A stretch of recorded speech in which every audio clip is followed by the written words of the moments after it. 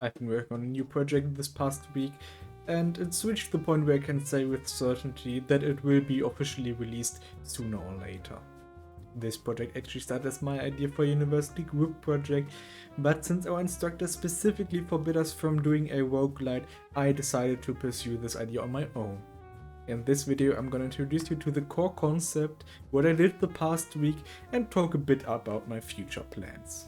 So let's get started. The core concept was a 3D co-op roguelite where you explore an abandoned mine, fight rock monsters and collect ores. The ores were supposed to be sold for a currency that was used as the meta progression of this game, meta progression basically meaning a progression that stays between each run. This idea slightly changed during development, but I'm gonna go further into that later in the video. It all started out with this little guy. I made a small demo scene putting an earlier version of him without his backpack and blinking animation in front of a cave-like background made out of standard Unity cubes, and put a small torch like this, also made out of Unity cubes, onto the side wall.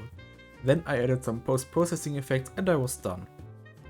This was the small demo scene I used to show my group what kind of art style I had in mind. But as I've mentioned before, at our next meeting with the instructor present, he mentioned that roguelites were not allowed, so my idea went out of the window. And that allowed me to just work on the idea on my own, so I guess it all worked out. First I created a rudimentary level generator. For this I created the standard types of rooms, a boss room, a shop room and normal rooms that were able to connect all other types of rooms. I also began replacing a few of the standard rooms with a list of rooms with more distinct varieties, like this variety of the straight room.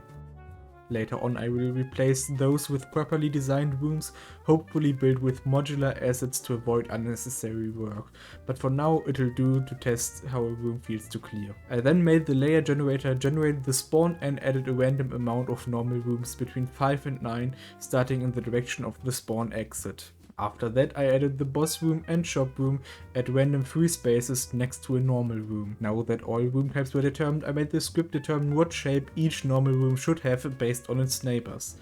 And this is how we get this layer of rooms. Now, there are still limitations to this approach. For example, if two normal rooms lay next to each other, I can't put a wall in between them, since I'm not checking for a connection through another route between those rooms. Also, all rooms need to have a square layout and be the same size. Those two things will be changed in the future, but as I just wanted a simple script to start back when I wasn't sure this was gonna develop into a full project, I opted for the easier option. Then I made the player able to move, jump and swing his pickaxe so that I could walk through the randomly generated mine. I also created this cute ghost model for when a player died. Currently there are no movement animations, but they will be added at a later polishing stage when the base game is finished.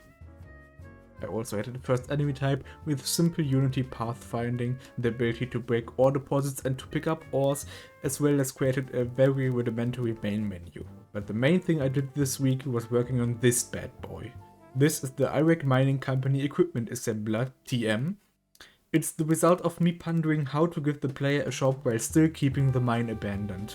Basically, the player will use the ores they collected to craft better equipment or things like bombs, keys and other stuff I may add in the future. For now, all animations are playing at the same time, but when the machine is actually functional, the animations will be played in sequence to create a coherent crafting process. As I've alluded to before, this machine made me question my prior idea for a meta progression. I basically threw out the whole idea and I'm not yet sure what I'm gonna replace it with. I pondered a few ideas, including having a bit of a base building element, in having to revitalize an old mining town where the only real meta progression would be if you manage to escape the mine with your items, but nothing about that idea is set in stone. This is all I managed to do in the first week. By the time of recording, I did a bit more, but since I only wanted to focus on what I did in the first week, I postponed it to the next video. If you are interested in how this develops further, please like and subscribe. Also, let me know in the comments if you'd rather prefer a short video like this, or you'd rather wait for a 10 to 20 minute video every month or so. If you want to check out my other projects or be notified when this project releases, there's a link to my Discord in the description of the video. Thank you for watching, until next time.